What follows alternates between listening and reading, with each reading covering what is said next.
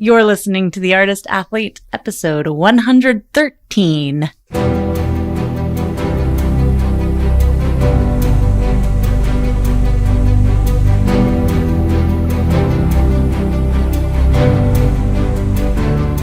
This podcast is dedicated to circus. It's a place for professionals in the industry to share their stories, viewpoints, and information, and a place for outsiders to get a sneak peek into this world. Hey friends, fans, and foes, I'm Shannon McKenna. I'm the host of the Artist Athlete podcast and the founder of theartistathlete.com. The Artist Athlete podcast is coming to you because of people just like you. It's 2021 now. I'm pretty sure everyone's heard of Patreon, but if you haven't, Patreon is a platform that allows artists, creators of all genres, not just circus, but podcasters of all types, YouTubers, as well as musicians, visual artists, basically anyone who wants to make a cool thing can go on Patreon and collect small amounts of money every month. And those small amounts of money from enough people add up to creating a sustainable way for people to make art and put it back out in the community for free. And that's what I'm doing. And that's what I'm asking you all to help me do by going to patreon.com/theartistathlete and signing up today. You can sign up for as little as $3 a month, and you get special behind-the-scenes things, discounts on cool Artist Athlete swag, and your very own sticker. I mean, who doesn't love a sticker? Go to patreon.com/theartistathlete and sign up. So for those of you guys who tune in every week, you know that I am doing kind of a collection of episodes that's all about the icons of circus, the past, who has affected us, who has brought circus into the world it is today. And this week we're looking at it from a slightly different perspective.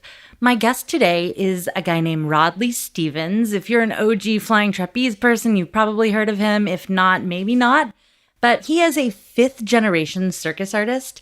And that doesn't mean he had an easy path to performing. I know whenever we hear like, oh, they're multiple generations, their father taught them and their father's father taught them, and they've just like kicked it and been incredible at circus their whole life. But actually, Rodleigh's father died when he was young, and his mother forbid him from training circus because she thought one of the reasons his father died was because of injuries he had sustained.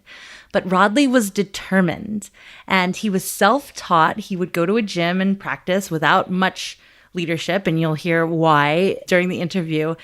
But he had pictures, he had books, he had magazines, he had all of these different ways to look up to legends and icons, just like we have a podcast today.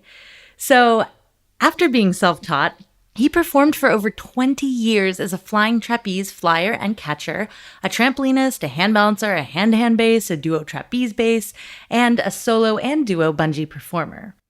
And after he retired from performing, he became a coach working internationally for training spaces such as Zip Zap Circus in South Africa, Sailor Circus in the United States, and training a flying trapeze team for Universal Circus. He went to Montreal to study coaching swinging trapeze under the tutelage of master coach Victor Forbade, who, no big deal, but if you want to listen to Victor's interview, he's episode 100 on the Artist Athlete podcast. Rodleigh briefly coached for Cirque du Soleil and then at the National Circus School in Montreal before he had to return to Australia due to COVID. So now he teaches online and looks forward to the day the world reopens again. So wear a mask and get vaccinated, y'all, so Rodleigh can come back on the scene and tear it up. One more thing I think it's important to mention just at the outset before we even start the interview. It's an amazing interview.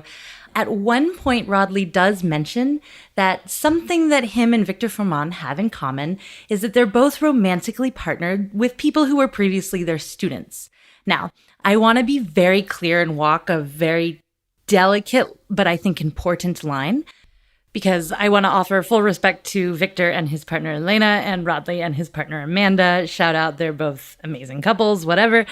And also to say that I don't want to necessarily normalize a student-teacher dynamic in a romantic relationship. If you are in a position, especially as a student, where you feel particularly unsafe or that there is something inappropriate going on in your student-teacher dynamic, you don't have to buy into that to get the training you need. Likewise, if you feel something unprofessional happening in any dynamic between a boss, as an employer, as a performer, as a coach, whatever, I just want to be very careful and just say that that's not the norm, but mazel tov to the couples out there, and nothing but love. Okay, cool. So here is my interview with the amazing Rodleigh Stevens. I will get started. I start every interview by saying the guest name, which is you, Rodleigh Stevens. Welcome to the Artist Athlete Podcast. Thank you for having me, Shannon. Amazing. Thank you for coming on. Will you give a brief summary of who you are and what you do? Kind of introduce yourself in your own words. For sure. My name, obviously, Rodleigh Stevens, and I was born to a New Zealand father and a South African mother. I was born in South Africa, and my parents were performers in a circus, and I'm the fifth generation of circus performers in my family, and I was the youngest of seven, so I grew up at the tail end of my parents' circus career, and they had actually already left touring with the circus in South Africa at the time that I was born. So I never had any experience of traveling with the circus in South Africa.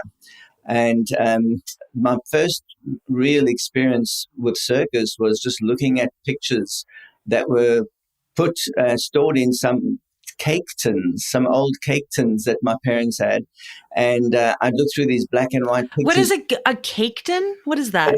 It's actually a tin vessel that used to be made for holding biscuits or cakes and things like that. And it became a useful place to store loose objects because they couldn't fall out of it if the cake tin turned upside down, etc. So I looked through these cake tins of pictures of my parents and many other people whom I didn't know. They were just faces on a picture looking back at me and wondering who they were and whether they were still around. And as the years went by, I actually managed to meet quite a few of them. And it was a feeling of there was some belonging there, is that there was a connection between me and a circus world that existed out there, but I knew nothing of. My dad died when I was about 3 years old. And so when that happened, I was none the wiser about what I was missing in life. And my mom was now the single mother to 7 children. I'm the youngest of 7 children. And so it was really, really tough for her at the time. So the last thing she wanted to do was encourage her kids to go back to circus. In fact, it was exactly the opposite, because she believed that the injuries my father sustained during his circus career directly led to his early death. He was only 59 at the time he died. So when I was in my early teens and had the opportunity to visit other local circuses and meet families with children on the circus, I started to realize what I had actually missed, what I had lost. I used to watch the parents teaching the children, doing just juggling or acrobatics or contortion or whatever they were teaching their kids, usually a family act or an extra act that they thought their child needed to learn. And I'd sit there saying, what an amazing opportunity for these children to be trained by their parents to do something so special and so unique, and basically giving them the opportunities that I wanted, I wished I had. And I missed that. I didn't get that from my father. However, I had an older sister. She's the second oldest in the family. And her name was Ray Dawn. And she became my new, I suppose, link to circus. She joined the flying trapeze team in South Africa when I was 10 years old. And they did a tour around South Africa, visiting all of the, I suppose, outdoor festivals and agricultural shows. And that was my first experience watching a flying trapeze show. And I was hooked. I saw that, and I was able to go for a swing on the flying trapeze. And that became my new goal, my new lease in life. I knew from then on that I wanted to be a flying trapeze performer. So through the rest of my life, really, I was just training to that end. I would learn handstands. I'd learned a lot of different things just to be a circus person, because I figured that's how you get work. You've got to be multi-talented, multi-skilled, and sooner or later you're going to get a chance to work in a circus. And luckily for me, I was able to get to a place in South Africa, in Cape Town, where a gentleman called Keith Anderson ran a circus school at the YMCA building. And he called it Circus Osler, which was a children's circus. And he had all these incredible trapezes set up in the back lot of the YMCA. And that is where my sister was training. And just by association with my sister, I was welcomed into the team and allowed to train on the gear. Little did I know at that time that my mother was quite opposed to me training to become a circus performer, and had been to see Keith Anderson and said to him, I don't want you to train Rodleigh because I don't want him to work in a circus. And so he honored his promise to her, and he said, I will not train him, but I will also allow him to train on the gear if he wants to. And so I'm pretty sure that between my sister and my mom, it was he was put in a difficult position, but thankfully he did allow me to use the equipment. And even though between the ages of 17, I suppose, and 19, when I was involved with that circus group, I would wonder why he was not giving me any advice, but all the other kids around me were getting advice. And I was certainly as good, if not better, than some of them. At that stage, I had already become very proficient on a trampoline, and I could do acrobatics, and I could build up my swing height very well. But I got to the point that I was doing a lot of tricks to the net because I was never allowed to go across to the catcher. And as a result, the first flying trapeze trick that I did to a catcher ended up being a double back somersault, which is kind of unheard of. And no safety lines. That is the first time anybody has ever come on this podcast and said that. That's for sure. Yeah, it was just I had nobody to hold safety lines for me, so I basically learned all of these skills to the safety net without safety lines. And I remember it was a year that my sister was on vacation with her catcher. They were both South African, and they came on holiday to South Africa at the time when we were training. She saw that I'd never been to a catcher, so she said to her friend and her catcher, do you mind going up and catching Rodleigh? And he said, yeah, for sure, why not? And they'd seen me fly to the net, so they knew I was capable and that I wouldn't do something silly. And he went up and he hung for my double, and we caught the very first one. In fact, I didn't know how to return. I pushed off the catcher and said, I've got to get back to the trapeze bar. And when I finally turned, my sister was so flabbergasted. She was standing on the platform holding the return bar, and she forgot to put it in. She was so flabbergasted that I caught this trick that they didn't expect me to catch. She forgot to drop the bar for you. Bar in, yes. So that was a kind of an introduction into my flying trapeze career. But by then, I have to stop you right there and ask you. I have to ask you, and for listeners who are not familiar with flying trapeze, I'll try to insert some kind of context for the story that Rodleigh is telling right now.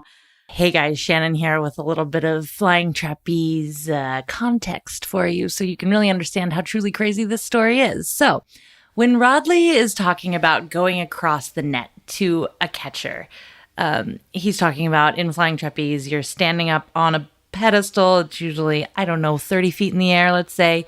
You jump, you hold onto a trapeze bar, you jump off it, you swing across, you then swing back, you do set up for a trick, you go forward, you do the trick, and someone on the trapeze that's across catches you in the trick. And the trick that Rodleigh first Usually people do really simple tricks to start. If you're starting off, if you're like a recreational student who's going to TSNY, which is a United States-based flying trapeze company, or Club Med is another one, a resort kind of trapeze. You'll do a split, you might do a plonge, you might do a knee hang, these kinds of things, and do a catcher. Rodleigh is talking about a double salto or a double flip. So he will, I think he said it was in a tuck, not a layout. So he curls into a ball and does 2 rotations in the air before someone catches him. And that is the first trick he ever did to a catcher, which is kind of unheard of. It's pretty crazy. So that's the context for that. Okay, back to more of Rodleigh's crazy stories of the circus. But so you had no instruction really. And while everyone else was training and going across to a catcher, you weren't allowed to or permitted to for reasons you didn't really know. Is that correct? Exactly right. What kept you going? How did you that sounds incredibly frustrating. It certainly was, but I could see, compared to the other guys, that I was able to learn by hearing the instructions that the coach was giving to them and applying it to myself. And that became a way that I learned a lot of skills. I used to go to a trampoline park or a trampoline club and listen to the coaches teaching the students. And then I'd go and try some of those things. And in most cases, it worked for me. I remember learning a Cody, which is a back layout to stomach and then a back somersault back to feet. I learned that purely by listening to another coach teaching that same skill to his student. And so in a way, I felt like a bit of like I was a thief, like I was stealing other people's information. But that was the only means that I had to any training and not only training, but also equipment. My family was very poor. All the equipment that my father left when he died were tools that he worked on. My father was a balancer. He did a high wire or tight wire act.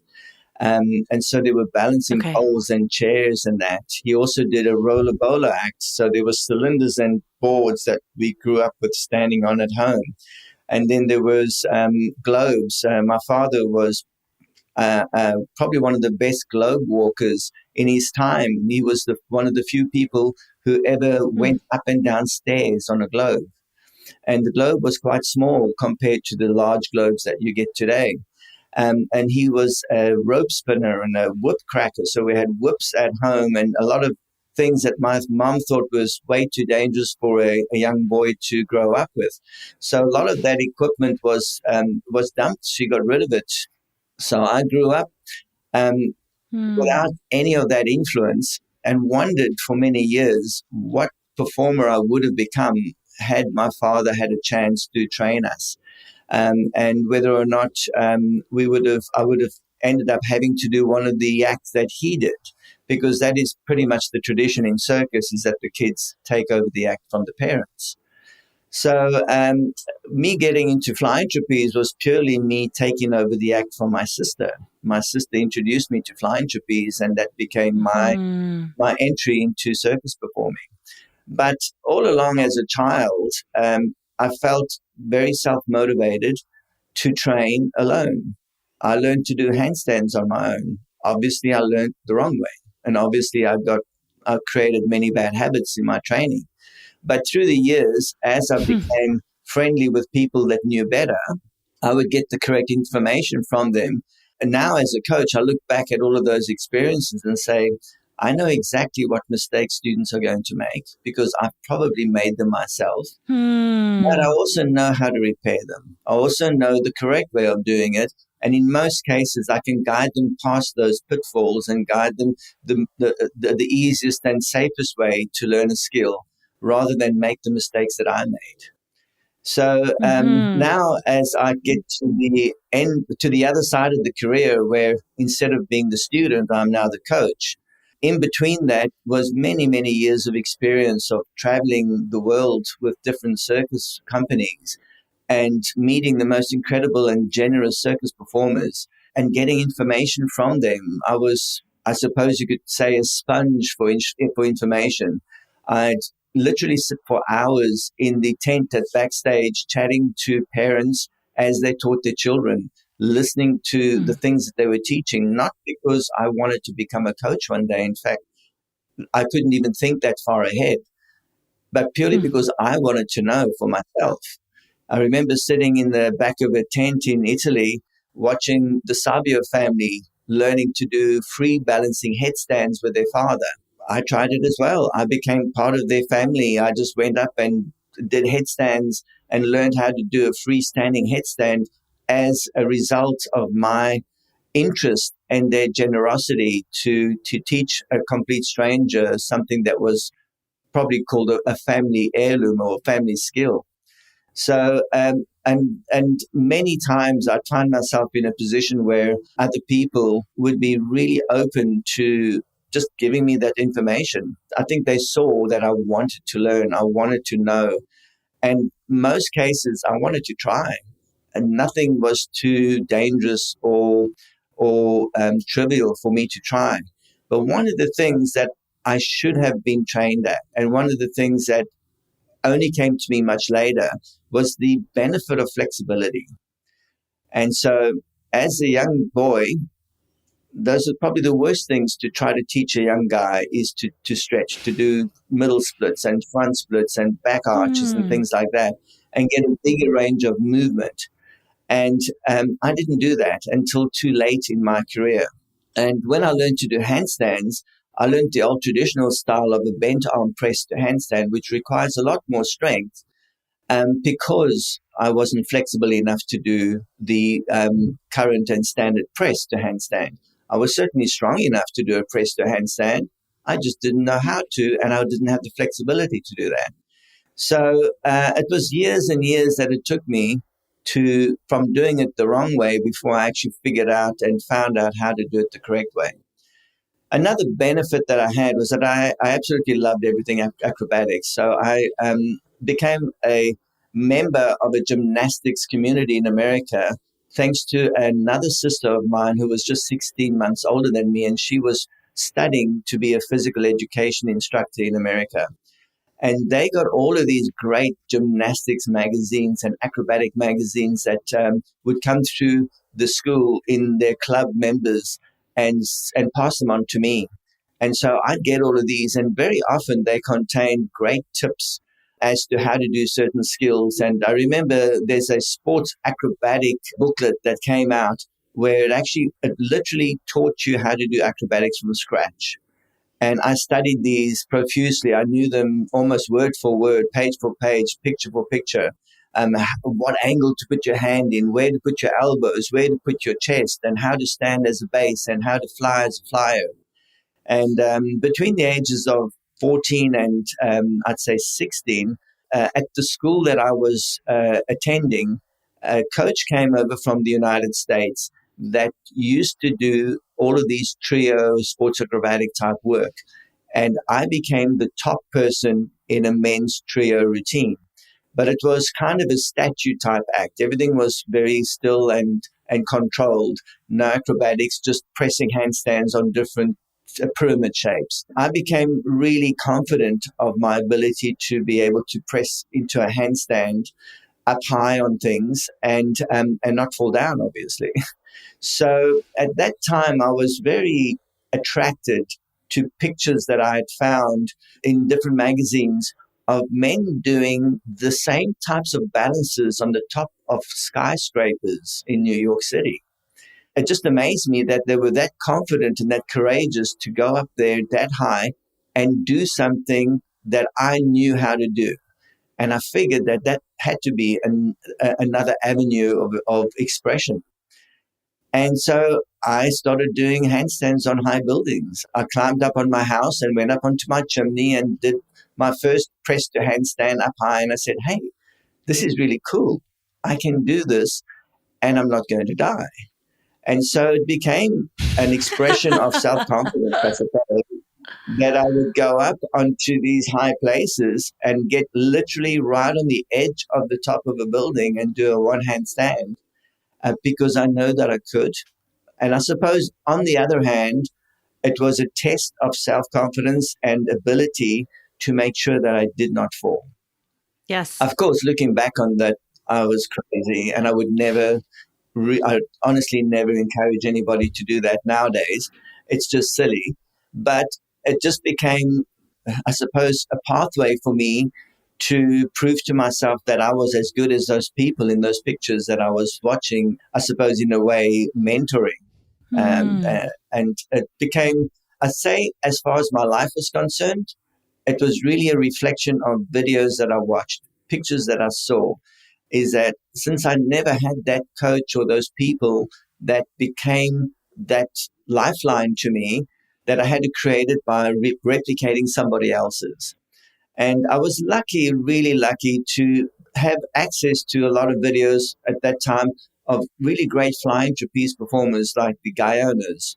A lot of the videos that I was able to get were mostly from the United States, and there were many flying trapeze acts like the Flying Jimenez and the Flying Bells and many others that I won't bother naming, but they all became, in a way, my teachers.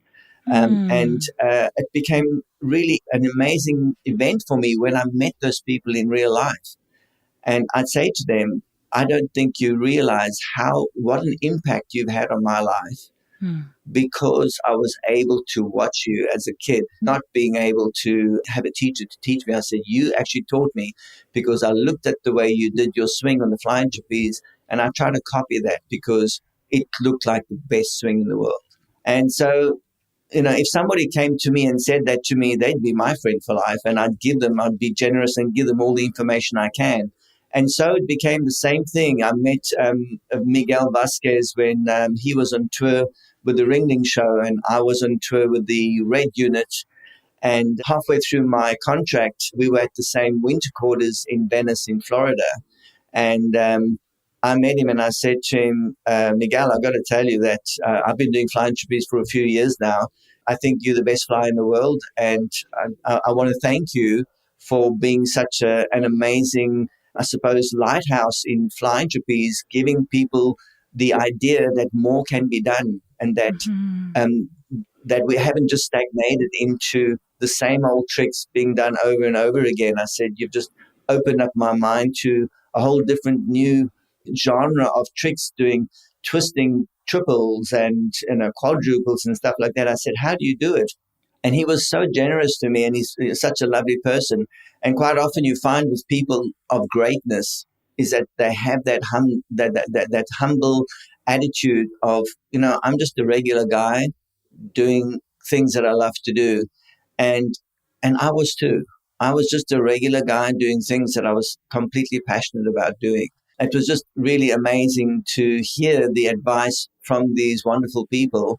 All of that started really happening after I joined the circus. When I did my first contract in 1979 with the South African team of flying trapeze performers, I started to meet a whole new cast of members that became friends and colleagues and teachers. I couldn't have had a better life. Honestly, I was living my dream. I was performing every day. I was able to learn new things while I was performing. I didn't want it to end, but it did end. It finally came to the point that, thanks to injuries, I had a lot of accidents, obviously, learning on my own. I went through my whole flying trapeze career learning every trick that I did without safety lines. And so you're bound to have a bump and a fall and an injury from time to time. And as a result, my career finally ended when I was 40 or 42 years old. And but I look back on it and I say, I had a great time. I had a great experience. I built a flying trapeze act that I was proud of. I built something that was voted by the European Circus Fans Association as one of the best aerial acts in Europe in the 90s. And so I felt that I had achieved something. And I suppose if I had to look back and say, one of my regrets was to be when I did not get to go to the Monte Carlo Circus Festival on the 2 times that I was invited to go there. How did you know that it was time to stop performing? Because I know that's a really tough transformation in time for a lot of artists. Definitely. It's probably one of the worst things in the world because you cannot plan for it. And I'd say no one in their right mind would plan to end a lifestyle that they were absolutely loved and they wanted to keep doing. And generally, your body gives in first. And I started noticing that it took me longer and longer to warm up before every show. It became physically hard for me to recover if I'd had an injury. And it took me longer to recover. And so it was, we'd been pushing ourselves really hard. And at the time that I decided to retire, we were working on a circus called Circus Barum in Germany. And I suppose this is very coincidental, but I'd like to, at this point, give my heartfelt condolences to the family of Gad Simonite Barum. The Artist Athlete podcast would also like to send our condolences to Gerard Barum and the rest of the Barum family, including Rebecca Simone Barum, who is an actress still in Germany to this day. The Barum Circus was one of the largest in Europe at one point of time. And I've included some links in the show notes if you want to read more about Gerard Barum and his life and his circus. Who was the owner of the circus and died yesterday. And he died after an illness and a stroke. And he, in a way, was also a father figure to me in circus. He was also a mentor purely because he was doing something that I wanted to do. If I could have extended my circus life by owning my own circus, that was a dream. That was something that I would have done. Thanks to Mr. Simonite, we got to stay on his show for 9 years and build our act into one of the best acts in Europe at the time. But he had a hard schedule. We were doing 2 shows a day every day. We hardly had any days off in the summer contract. And so when you consider that you're doing something like 600 performances a year in and year out, without many breaks to recover, it becomes really hard physically. And I'd also come through an elbow surgery in 1996 that really scared me because it was surgery necessary from breaking my elbow in 1979. So 16 years after that original injury, I was now having surgery. And since then, I've had surgery 3 times. When when you're working in circus, you're thinking so much about not letting your teammates down. And also in those days, there was nothing like insurance that could pay you if you weren't working. If you didn't work, you simply didn't get paid. And in my case, I was the leader of my team. There were 6 people in my team. 5 people with their families that were dependent on my well-being. And I felt pressured to keep working even though I was injured or ill. Eventually, your body breaks down and you get to the point where you say, I need a break. I need to stop this for a little while and take a couple of months off. And so my intention was to return to South Africa at the end of 1998 and have some time off and put together another flying trapeze team with younger people and return to flying in Europe where I still had a really good name. I had 2 or 3 circus companies that had literally given me an open contract and said, whenever your act is free to join our circus, we would like you to come and join our circus. And I felt that was really a blessing to have reached that point. When I got back to South Africa, I ended up meeting up with an old friend of mine, Brent van Rensburg, and he is the co-owner or co-founder of Zip Zap Circus School. And he said, would you come and do a 2-week workshop with my kids on flying trapeze? And I said, I'd love to. That sort of kept me in circus. And I was, just 2 or 3 weeks out of leaving Germany, I could step back into circus world again. And the kids responded really well to me, so much so that Brent actually asked me to stay on as a coach. And that did change things for me, but it gave me an opportunity to teach his young students things that I knew. And I didn't realize that I had learned so much because now I was having a reason to teach another person and teach them a whole bunch of different disciplines. And I felt like, in a way, I never really retired. I just retired from performing. But before the end of that year, I was already performing again. I needed the break physically to get my body back into shape and to get over the aches and pains. And I started performing again. But I never quite got to the point that I could go back to Europe and try take up from where I left off. Then I had the opportunity to come to Australia and start my own circus school. So I worked at the Zip Zap Circus School for 2 years. And then the opportunity came to come to Australia, where two of my siblings had already moved. They had come out here, and thanks to my father's being a New Zealander, we were able to get New Zealand citizenship by descent. And as a result, we could also move into Australia without having to go through the rigmarole of applying for immigration status and residency. So it was actually a very easy transition to make for us. And I came to Australia in 2001 with my family. And basically, I opened my own circus school. I felt I was still in the circus. I was giving back just in a different way. Instead of being a performer, I was now a teacher. Instead of being a doer, I was a facilitator. I helped to create shows. I started to give my kids the opportunities that I wished I had as a child. I started to teach professional performers and put them on the right track to be able to make circus performing a career. And I could give them the sense of achievement in that they were doing high enough skills to earn them contracts in good circus companies. I really felt that I was giving back to the circus community until I found out about Victor Fomin in Montreal. And I found that out through members of the swinging trapeze community that had gone to Montreal and trained with him. One of my students at that time was Amanda.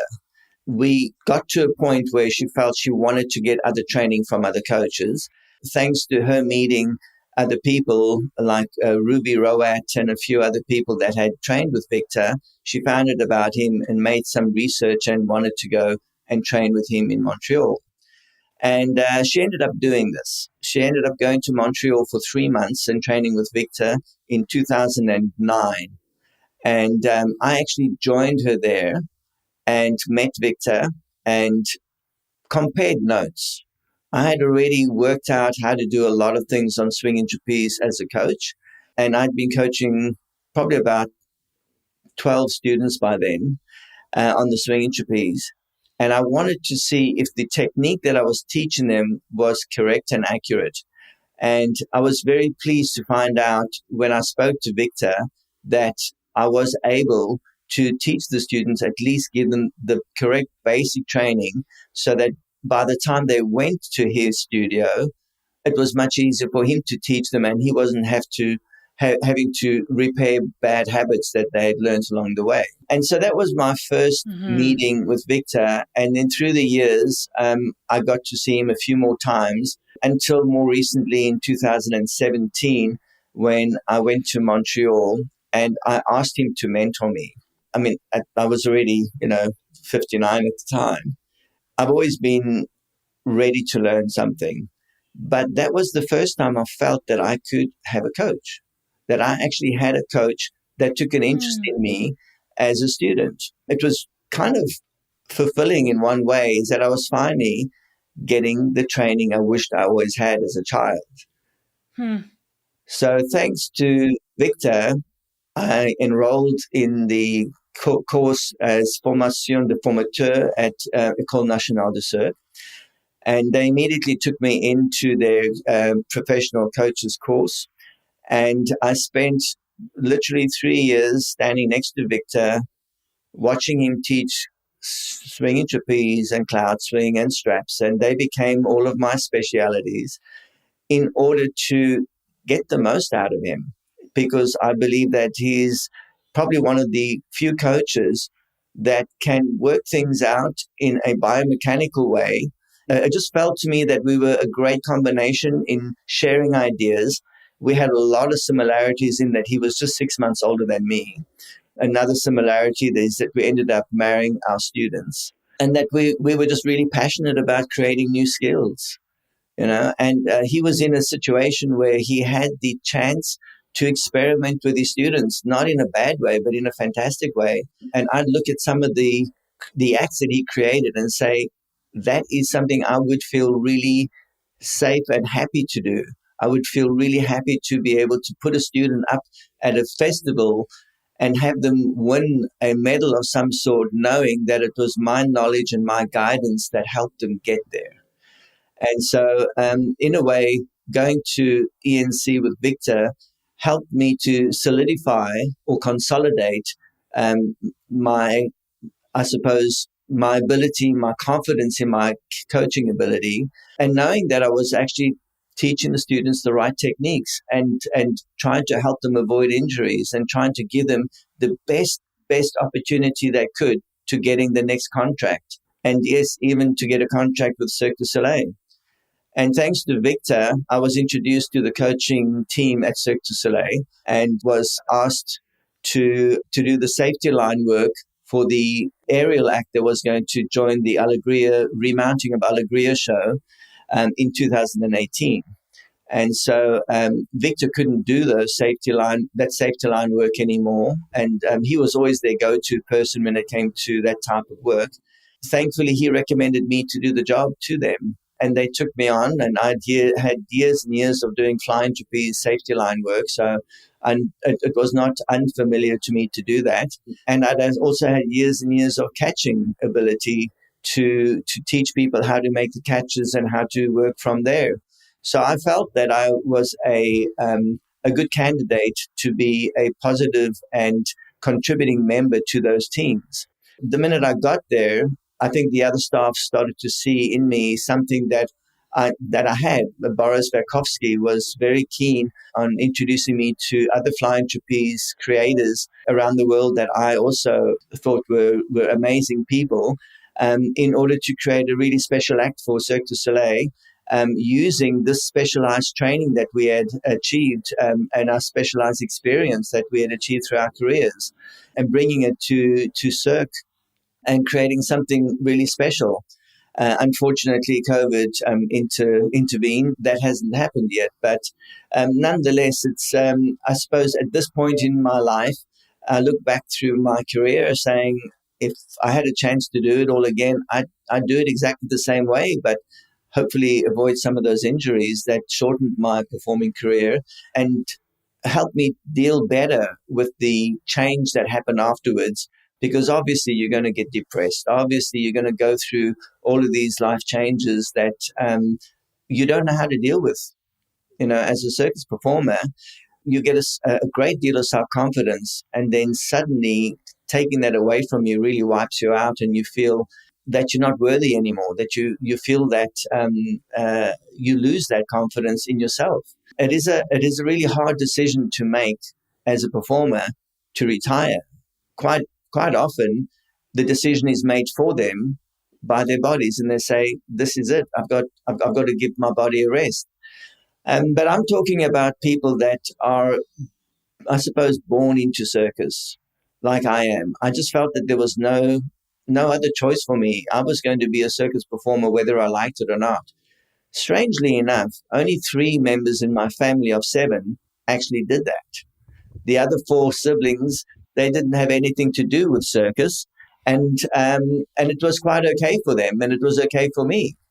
It was just that was my pathway, and I was going to do it whether they liked it or not, whether my mum liked it or not. And strangely enough, years later, after I'd been performing, my mother asked me, "Are you happy? Are you happy doing circus?" And I remember saying to her, "I don't think I could be happy doing anything else." And I think that was a good enough answer for her, because she let it be. And it was a really, I suppose, for me, making my decision to be a performer at the age of 10, that was a goal, a life goal, a focus of mine that I knew I just had to do. I've been really lucky and privileged to be able to have done that. Oh, hey there. I just wanted to interrupt this interview real quick to just say one real quick little thing about myself, which is that I am not only the host of the Artist Athlete podcast. No. She is a businesswoman, and I run a whole company dedicated to the education and inspiration of circus artists. That goes from people who are just doing it, weekend warriors, as a hobbyist, recreationally, or if you're a professional, you've put in the hours and you need more resources, go to theartistathlete.com. There are a ton of recorded workshops, online manuals and ebooks, everything you could possibly need from me and from some guests on this show about everything from nutrition to training your shoulders to really specific aerial moves that you need to master. Again, theartistathlete.com. And just because you went there from listening to this podcast, use code PODCAST and get 15% off your entire purchase. That's right. Theartistathlete.com. Use code PODCAST at checkout for 15% off your entire purchase. And have a great day. Back to the episode. I am just sitting here listening to your story and really enjoying everything that I've just heard. The rest of my questions kind of focus on coaching and your approach to that, because that's your focus now. Are you coaching currently? Yes, I am. And so during COVID, I started an online coaching platform called Your Circus Coach. And at the time during COVID, everyone was so seriously affected that we didn't know where it was going to and how we would deal with it. And during the lockdowns, I felt really bad for so many of those performers that were out there without a studio to train in, and that needed some sort of guidance as to how can we train at home? Is there a way that I can continue to train at home and motivate ourselves to train at home to do this? So what I did was that I made some offers online and saying, look, I'll help you online. If you've got some skills that you've been having trouble with, why don't you send me a video of that skill and I'll break it down biomechanically and have a look at it. And I made that a free service. Wow. And so I had many people send me clips of videos of skills that were going wrong for them. But it also helped me deal with COVID. It helped me deal with the fact that I was sitting at home as well, and I could still coach from home. And slowly but surely, that built into a company where people were paying me to coach them online. And I discovered that I could actually coach without spotting. Now, as a straps performer, you know how important it is to have those hands-on spotting you while you do it. But there are ways and progressions that I've worked out that you can do that without the coach needing to put their hands on you. And also during COVID, you've got to think twice about touching people. So I thought this would actually be an important way of going forwards during COVID, is that even in a studio situation, I don't think it's going to be healthy to be going out and just touching people while they're spotting if there's an alternative. Mm-hmm. And the alternatives that I was making up as it was going on, say, let's make smaller progressions. Let's give that student more confidence to be able to go for new skills without feeling like they are threatened and that there's going to be a mistake, and give them a bailout. Now, the bailout is always, where do I go when things go wrong? Teach the student a safe place that they can go to if the movement has failed, and not fall on a shoulder that's extended in the wrong direction, not fall on an elbow that might still be bent or whatever the case is, where you will then literally get a dynamic load on a twisted joint and get hurt. So having had lots of experience of injuries in my life, I'm trying to help my students avoid surgery. I'm trying to help my students have longevity in their performing career. I'm trying to help my students train the right way so that they strengthen the parts of their bodies that they need the most, especially in straps, for instance, being the shoulders, elbows, and the wrists. And so a lot of my training now is focused on building strength in the right areas, building progressions to bailouts, and allowing the student to make those decisions to bail out when they feel unsafe, and not just go for it hoping for the best. And a lot of my current strap students are students that have actually trained alone in the past because they haven't had a straps coach. Yeah. And they've learned things from internet. And it's all very well looking at somebody on internet and trying to copy those skills, just like I did when I was learning. But what we didn't know and what they don't know is the pathway that those people had taken to learn those skills. And quite often they try to do what they see, and there's no shortcut in doing a difficult skill. You need to go through the hard work. You need to go through the strengthening. You need to go through the progressions before you can get to that skill. And so my advice then to those students is, even if you get an online coach, at least get some training so that you're not trying to do a roll-up on the straps as the first skill that you try. Many people have come to me and said, oh, I've blown my shoulder out, or I'm really sore because I tried to do a roll-up. It looks so easy. So I said, of course it looks easy when it's done properly. But as a beginner, you don't need the strength or the balance or the know-how in order to achieve that. And I think you, as a strap student yourself, can totally identify with that and say, yep, how many times didn't I see something on the internet and I say, that'll be a cool trick to try. And the minute you try it yourself and fail, you realize how hard that is. Well, fortunately, I started circus kind of, I think, before the internet was a big thing. It was a thing, but the Instagram community, all of that wasn't quite what it is now. And I actually feel quite fortunate in two ways for that.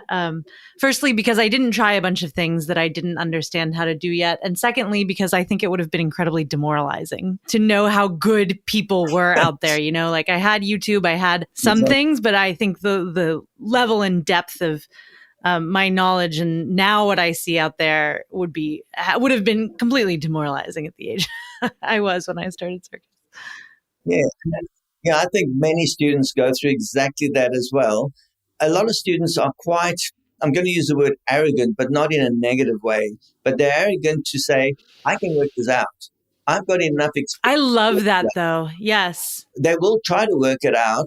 Yes, some of them will get it right and they'll find their own pathway to that successful end. But will they be able to get it right without an injury? Will they be able to get it right and continue to get it right under all circumstances? So this is really what a coach is. I'm looking at a coach as being somebody that's not just going to teach me a skill, but somebody who's going to provide me with their experience of how to avoid injury and how to deal with life when things go different, how to deal with getting ready for performance when I've just found out that your mother has died, how to deal with going into a place that looks totally different to your training space and being forced to do the best act in your life. So how do you get to that point? And that's my job as a coach now, is to help those students prepare, not just physically, but mentally and emotionally for that event. That first event that's going to make or break them.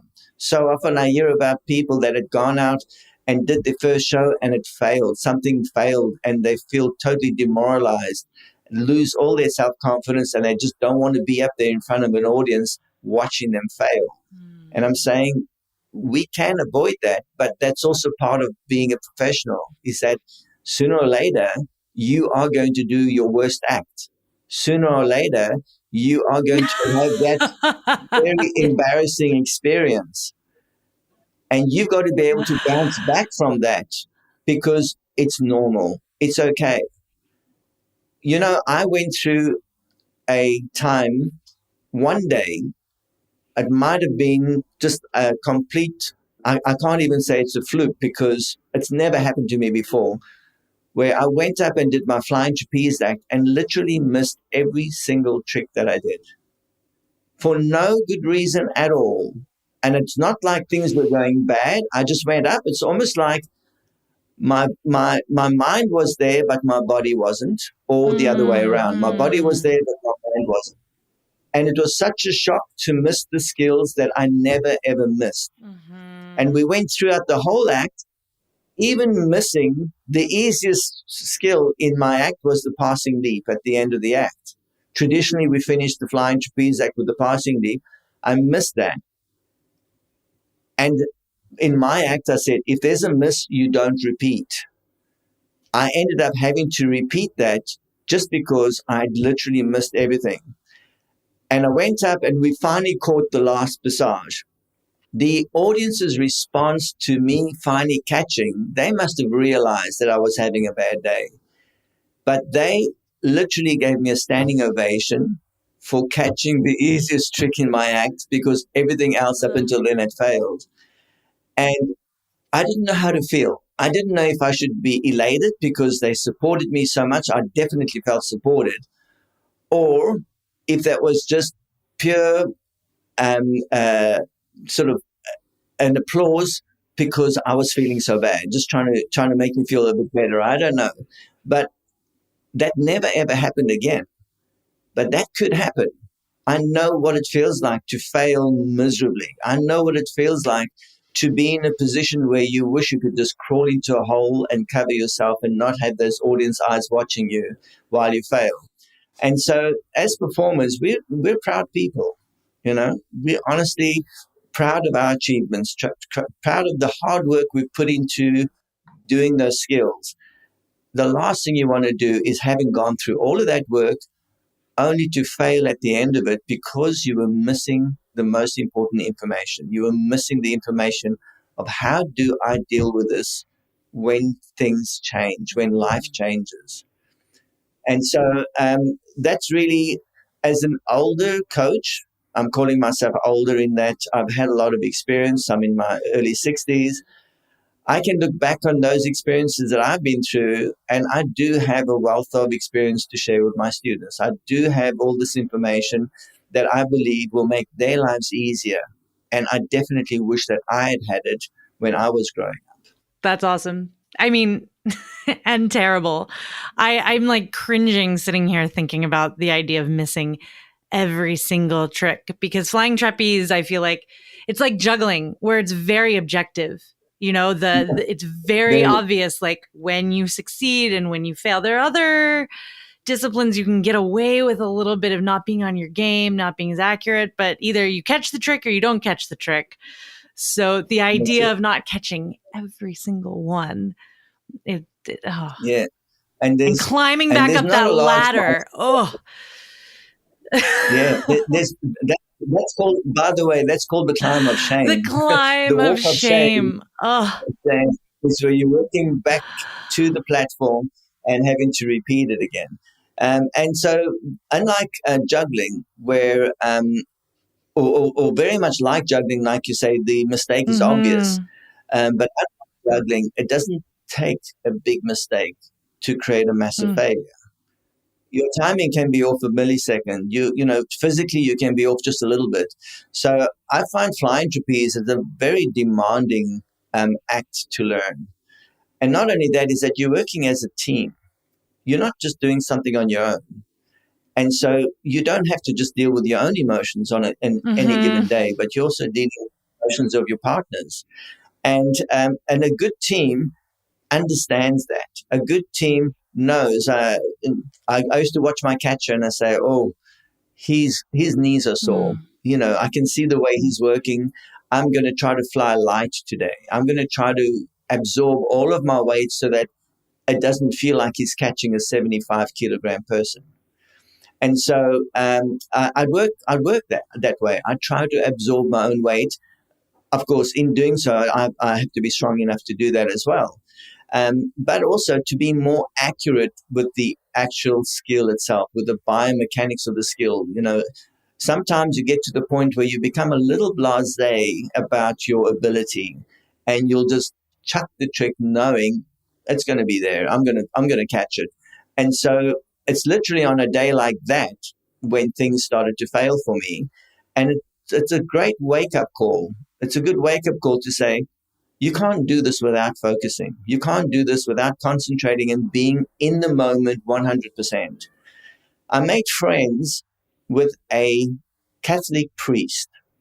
He was a Canadian. He was actually a Dutch priest. His name was Henry Nouwen.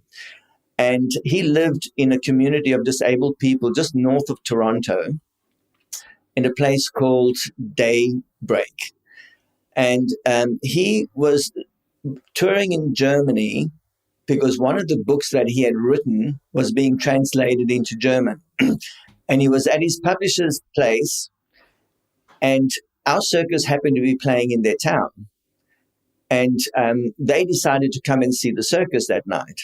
So he came to watch the show with his father, and he was so taken aback by our act that he came back the next day and watched again, and then he asked to be introduced to us.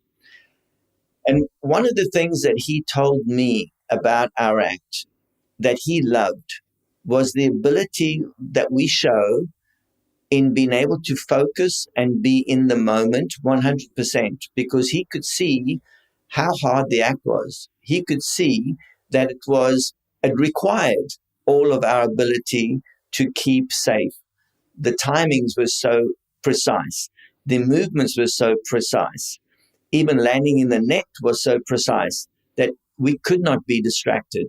We could not have life in our minds thinking about where is my child at that particular time. Or in the case of my mum dying, we got the news that my mum died just before the show started. And I was thinking, how am I going to deal with being present and 100% focused, thinking about my mum or thinking about that loss? And how do you actually have the strength of character to deal with those things? And that's some of the things that he taught me through, strangely enough, a religious point of view, is that you need to be that focused to be able to do your job. And he said, you've got a lifetime of experience that is bringing you to this 10-minute show every day. A lifetime of experience bringing you to just this moment. And in a way, all circus is that. If you look at how many hours you train to do your act, and you look at how much effort, physical, mental, and emotional effort you put into it, and you're going to go up and perform, and sometimes your act might just be 5 minutes long, but that is literally the culmination of your lifetime of training. How, as a coach, can I make that lifetime of training successful and worth it? That's my job as a coach, is to help that student get there so that they don't feel like they failed. They don't feel like that they are going to embarrass themselves in front of a paying audience, that they don't feel judged by their peers. That is one of the harshest things in circus, is to feel judged.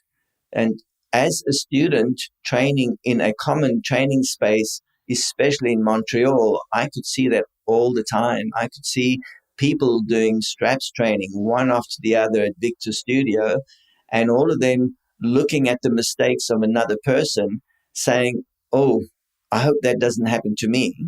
Or, oh, I remember when that happened to me, I felt like crawling in a hole, So it's just a matter of being mentally strong and emotionally strong enough to deal with your failures.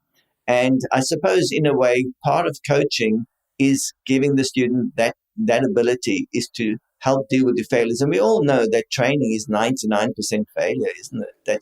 That's how it starts. If you train and got things right easily, the chances are you won't appreciate how difficult the skills are that you're learning. And so really that is, for me as a coach, trying to impress on the students that every success they have is cause for celebration.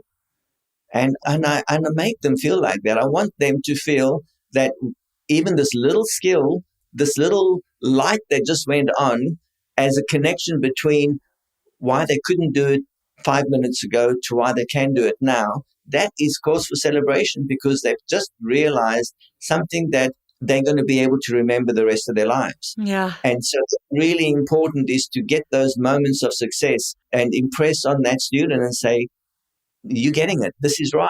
Nice. This is the way you're going to go forwards.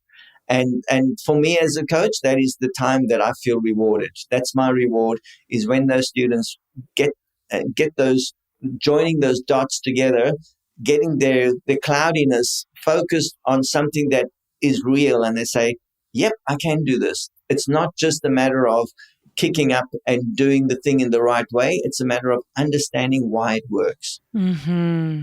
Why does that work when I do this? So that they can repeat that successfully every time. That is really what I want. I want that consistency with these skills that they learn. Yeah, I can't help but to ask, maybe rather selfishly, about this consistency thing. Do you find, or do you understand, or is it, I'm hitting this wall right now where I've achieved a skill. I had it pretty consistent for maybe 2 weeks, and now it's gone again, and I'm not able to do it, and it's driving me absolutely mad. What do I do? Yeah. What do I do, Rodleigh? Look, very often you'll actually start to relax in the pathway. You'll start to get a skill, and you'll eventually get to a point where you say, oh, okay, I understand it. And like you say, you'll just lose it. Mm-hmm. And part of the reason for that is that you haven't yet made enough mistakes to learn from. You haven't made all the mistakes you need to make in order to completely learn that skill. So when a student makes a mistake in my training hall, I celebrate for them. I said, you know something? This is a great mistake that you just made, because I'm going to help you repair it. And you're going to say, I understand that if I'm starting to make that mistake again, I now have the knowledge, or I know the process that I need to go through to repair the mistake. Quite often, it might be the only thing that you haven't tried yet. Or else it might be the other thing as the most obvious thing that you think this certainly can't be the reason it's going wrong. It's got to be something else. And so, quite frankly, when you are doing a skill, it's kind of good to write down a few notes. I always ask my students to write down notes rather than video, because it does help them remember in a different way, watching it being written down. And when you're learning a skill, especially a skill that you've had some trouble with, just say why, when you start doing it, what the reason was that you felt you started to get it right.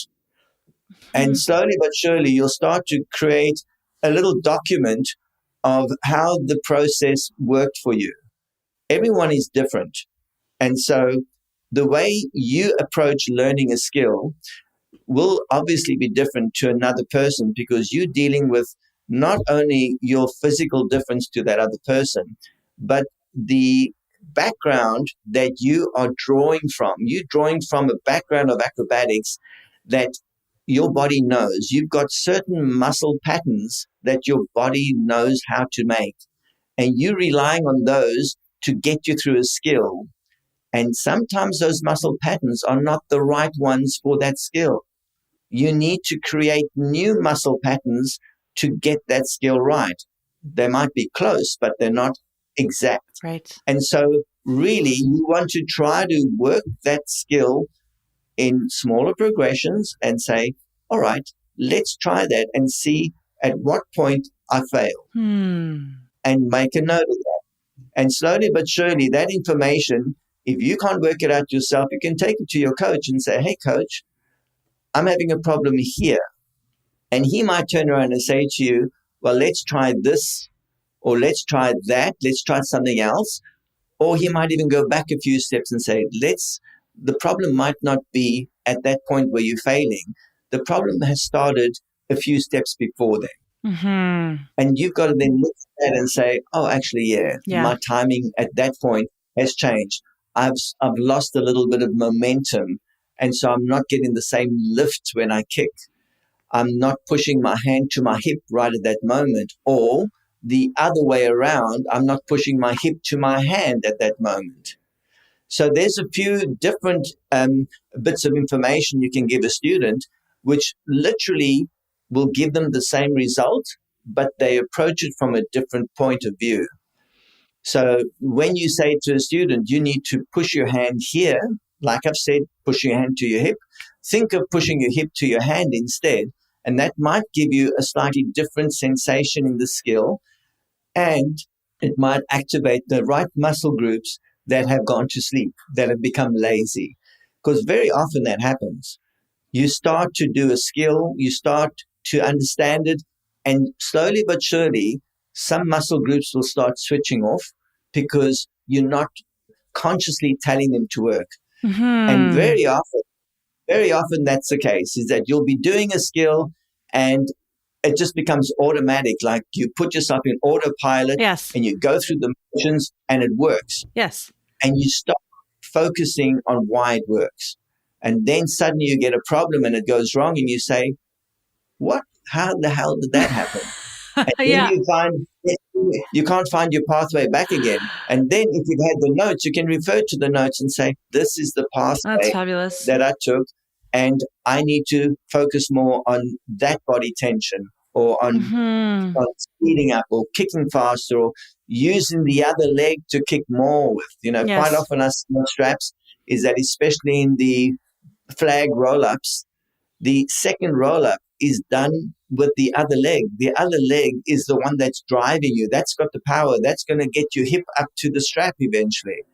And if you don't use that other leg really, really well, you just don't have the strength to do it. And so very often you'll neglect the one thing that is the only thing that's missing in that ingredient. You have quite a few ingredients that you have available to you, but that might just be the one thing that you're not really using to its full advantage. Thank you for that little selfish side. Actually, I think it'll be very helpful for a lot of people, so I'm glad I asked.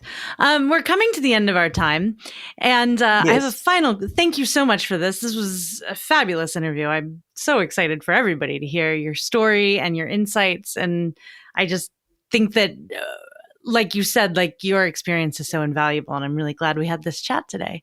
You said at one point, if I had to do it all over again, I think I'd do it the same with a few less injuries, which is a fabulous way to live your life. And my final question is always, what advice would you give to yourself at the beginning of your career?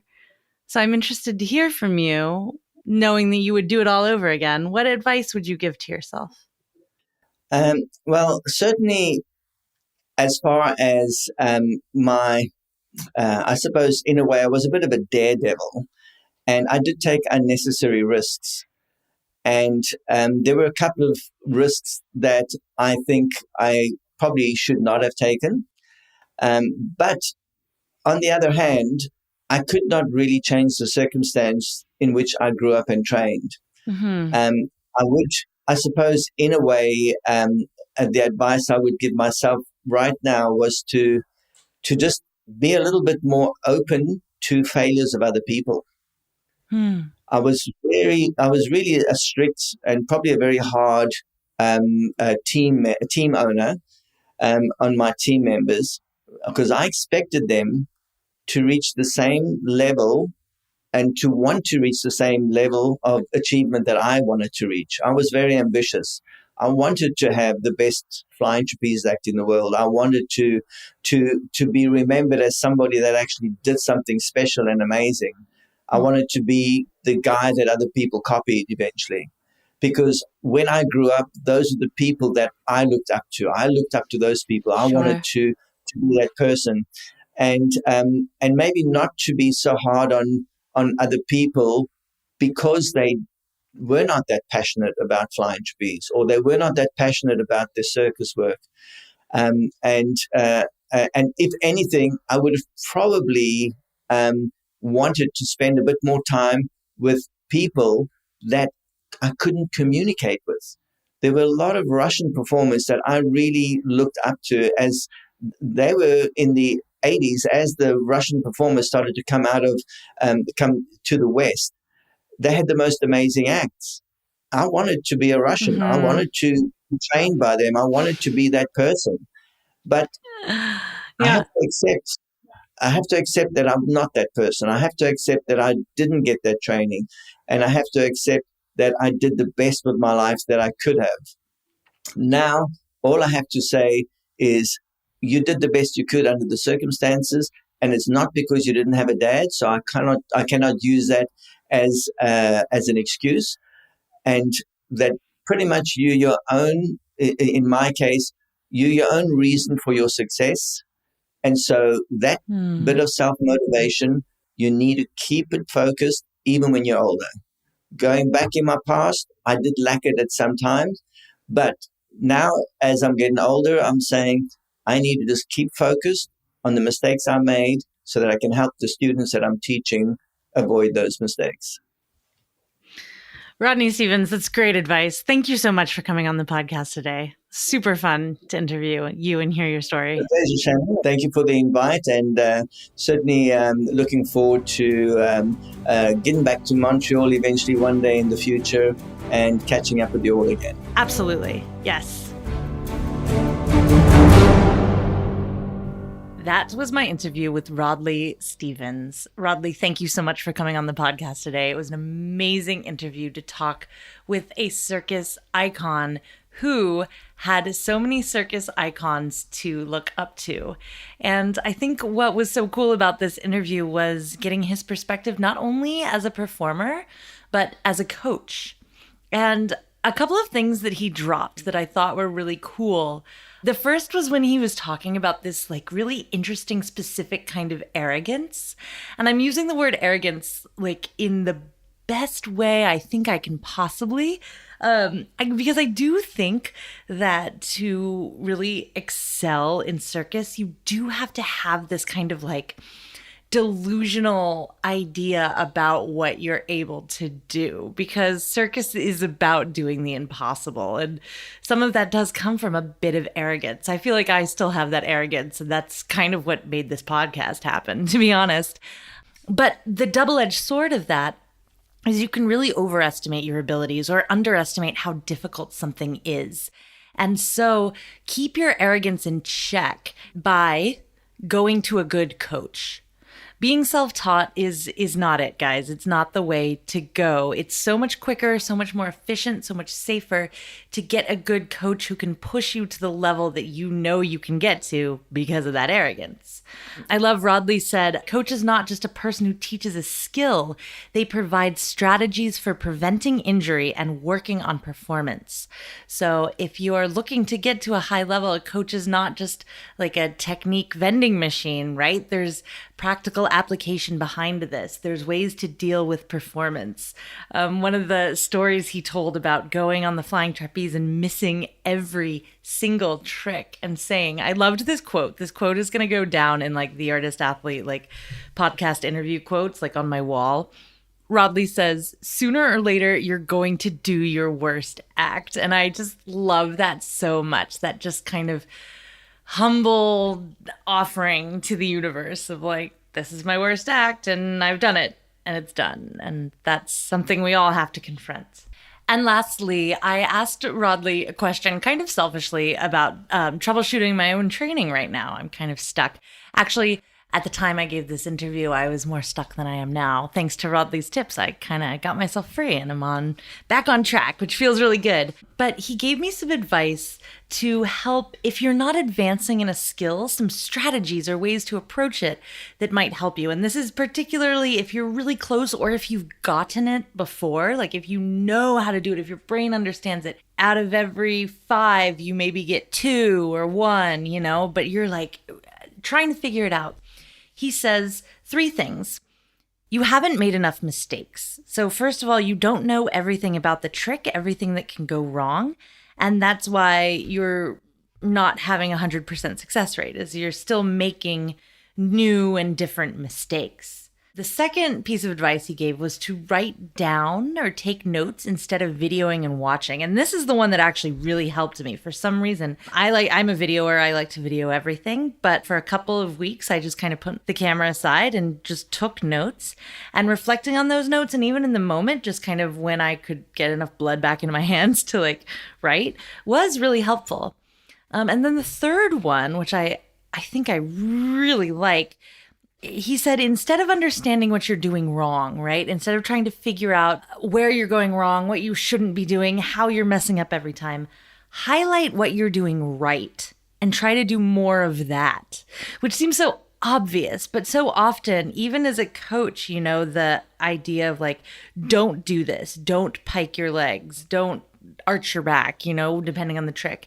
Instead of that, you can coach from the positive. Squeeze your butt, keep your hips open, or the reverse, like tighten your abs, rib cage to pelvic bowl, or whatever the cues are. Use them in a positive way. Figure out what people are doing right rather than what they're doing wrong. And eventually, you'll do more right things in the skill than you will do wrong things, and then you'll get it. So, train hard, everyone. Train smart. Train with just enough arrogance to think you can do it, but not enough to get yourself killed. And if you need Rodleigh Stevens' help with anything, you can find him on Instagram. He's Rodleigh_Stevens. He's also online at yourcircuscoach.com. And for aerial training tips and inspiration, you can follow me. I'm on Instagram at @the_artist_athlete. My website is theartistathlete.com. I'm on Facebook, The Artist Athlete, TikTok, _artist_athlete. And if you love what you're listening to, you want to join in every single week, go to patreon.com/theartistathlete and sign up to become a Patreon. I will be undyingly grateful to you. The final guest I have on the icons section of this podcast, this like little 4-week segment I did, Elena Panova will be on the podcast next week. Cannot wait to share that interview with all of you. So make sure you subscribe, make sure you tune in every Monday or Sunday if you're a Patreon, and I will talk at you next week, friends, fans, and foes. The Artist Athlete podcast is supported solely by donations from people like you. Here's what some of those people have to say. Hi, my name is Noah and I do hand balancing. Hi, my name is Woody and I do Leo walk. Thank you for listening to the Artist Athlete podcast. Hi, I'm Freya. You can hear my whole story in episode 50 of the Artist Athlete podcast, but I'm here to tell you about something else that I do. I'm a qualified health and nutrition coach. I help people with sleep and body confidence, among other things. You can see everything I have to offer at wildguidance.com or follow me on Instagram at wildguidance. Hi everyone, I'm Dominique, a ground acrobat, trapeze artist, and coach, currently bringing circus to the extremely cold but very beautiful Northern Ontario, Canada. Circus has changed my life and I'm so grateful to everyone in this community. Find me on Instagram at DomUpsideDown or my website domupsidedown.com. Aloha! My name is Beth Russell and I live on the beautiful island of Maui, Hawaii. I am an aerial artist and movement instructor specializing in chakra yoga to keep me balanced and grounded. I play with silks, trapeze, lyra, rope, acro, aerial yoga and dance, slacklining, pole, bungee, and climbing. Really anything that goes up and allows me to explore 3D space. You can find my dedicated aerial page on Instagram at Maui Aerialist. If you find yourself coming to Maui, let's play. Hey there, friends, fans, and enemies. This is Chris Alston, Patreon of the Artist Athlete podcast, straps artist and lyra performer and acrobat out of Greenville, South Carolina. So if you're ever passing through, make sure to stop in and see me and my friends. We have a wonderful space and we'd love to see you. Hi, my name is Erica Lee. I'm from St. Louis, Missouri, and I'm an aerialist. I teach performing arts to elementary school during the day and do pole and swing and rope by night. I really, really like the Artist Athlete podcast because it gives me a lot of circus goals to look forward to. It gives me a lot of insight on what's going on around the world in circus, and that's why I'm Patreon. Hello all. Thank you for tuning in to the Artist Athlete podcast. I am Opal Schwartz from Minneapolis, Minnesota. If you're ever in the cities, feel free to stop by the Aviary Minneapolis. It's a great time. With that, I hope you all have a wonderful rest of your week, and goodbye. Hey there, artists and athletes. This is Andy Smith, owner and artistic director at Saltaire Circus School in Jacksonville Beach, Florida. And I want to thank you for contributing to the Artist Athlete podcast. If you ever find yourself down in Florida, come check us out. Whether you're an artist, athlete, or someone ordinary just looking to be extraordinary, we got a place for you.